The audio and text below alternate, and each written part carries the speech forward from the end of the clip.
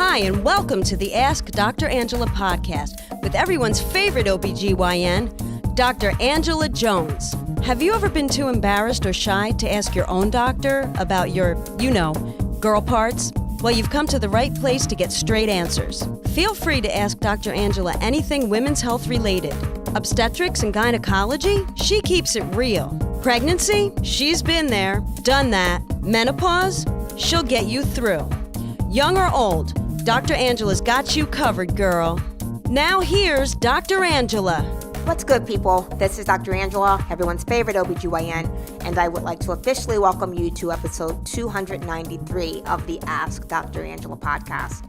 So it's been a whirlwind of a week for me. I had a lot of good stuff going on in the OR. It's the weekend. I'm getting ready to start back Monday. Tomorrow is my long day. I'm in the office from like 11 to 8. I kind of like going into the office, for evening hours. It gives patients a lot more opportunity to get into the office after work, and it gives me an opportunity to be able to drop my daughter off at school, get my workout in the morning, and kind of just leisurely roll into the office. I'm happy that I don't happen to have any cases before office hours tomorrow. So today we're going to talk about ovarian cysts. And I got to tell you, I see a lot of women that come to see me as follow-up from the ER because of an ovarian cyst. I recently saw someone, and this is usually like the scenario, a new patient walks in, and on my schedule it'll say status post ER visit, was told that she had an ovarian cyst. And so when I meet the patient, she's usually like, oh my gosh, Dr. Angela, I was just minding my own business, and all of a sudden, boom, I got this pain. It doubled me over. I couldn't move. Or sometimes it's, oh my gosh, I was sleeping and just out of a dead sleep was awakened by this sharp, excruciating pain. And it was so bad that it made me go to the ER. And then the ER usually ends up getting a CT scan because they're always wanting to also subsequently rule out an appendicitis. And then the CT scan will usually pick up a cyst, and they'll say, oh, the cyst was so many centimeters. They may or may not see free fluid in the pelvis, and they'll say, you should follow up with your OBGYN. And so enters Dr. Angela. It's nice to meet you. What's going on? They give me the story. And my first question is usually, so how are you feeling today? And in most cases, even though sometimes women will still be in pain, they are generally feeling a little bit better than when they went to the ER. And my second question is, did they do an ultrasound? And I got to tell you, like 85% of the time, the answer to that is no. And that drives me a little bit bonkers because the gold standard of imaging anything in the pelvis, any of my colleagues out there that are ER docs or any of you physicians out there that happen to be listening to this, I'm going to say this again. The gold standard of imaging anything in the pelvis is, ding, ding, ding, ding. Yeah, you got it. The ultrasound. The ultrasound gives me a much better characterization of the uterus, the ovaries, the tubes. And if you've already told me that said individual has an ovarian cyst, it gives me a better documentation of size and characteristics of the cyst, i.e., is it simple? Is it complex? Does it have septations? Does it have solid components? That free fluid in the cul-de-sac, sometimes on ultrasound you can actually measure it. The ultrasound is just always the go-to, so I don't really understand why you don't just order that. So if you think you have an ovarian cyst and they did a CT, ask them to do an ultrasound as well, because I'm going to want that. But anyway, most of the time when I see people that are status post an ER visit and they were told that they had a 2 or 3 or 4 centimeter cyst, it really is just to establish follow-up and continuity of care, because in most instances, there's absolutely nothing that I'm going to do other than repeat an ultrasound in, say, 6 to 8 weeks to make sure that it has completely resolved. And in most cases, it does. What people fail to realize is that all women get ovarian cysts. Let me say that again. Depending on where you are in your cycle, all women get ovarian cysts. Most of the time, they come and they go. I'm going to say that again. Most of the time, ovarian cysts come and go. Again, it's dependent on where you are in your cycle. Most cysts are physiologic or normal. They're typically follicular cysts or corpus luteal cysts. Sometimes there are other types of cysts that are benign, like dermoids, cystadenomas. endometriomas, those types of cysts typically stick around a little longer than the others, which is why we oftentimes will get an ultrasound for follow-up to see if the cyst has resolved or if it's still present. I usually don't get my panties too much in a bunch or my eyebrows raised unless the cyst is greater than 5 centimeters. Any cyst that's greater than 5 centimeters increases the risk of an ovarian torsion or the ovary twisting on itself, which could in and of itself be a surgical emergency. If that happens and it's not treated in a timely manner, you actually could end up losing your ovary.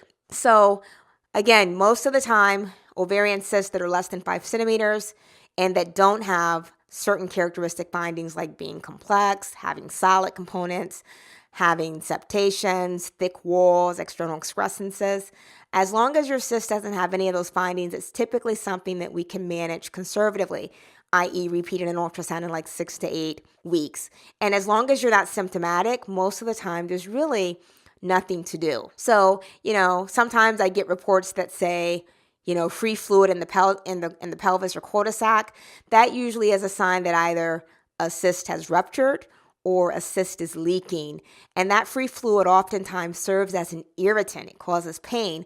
And until all that fluid is reabsorbed, you typically are going to be a little bit uncomfortable. And this is the same reason that you'll find that when you do have a cyst that ruptured, it tends to get better over time, where you start to feel better the further out you get because your body is reabsorbing the fluid. So most cysts, I'm going to tell you, we can observe and they go away on their own. However, I did recently see a patient that I met for the first time. She presented with, pelvic pain. They actually did get an ultrasound this time, and she was found to have a 7-centimeter ovarian cyst. I took a history, and lo and behold, she also had a history of cyclical painful periods. And upon further look at her ultrasound and the description, it had characteristic findings of something called an endometrioma, which is typically a benign cyst, but is also associated with endometriosis. So she was someone, again, cyst was greater than 5 centimeters. She was in a lot of pain.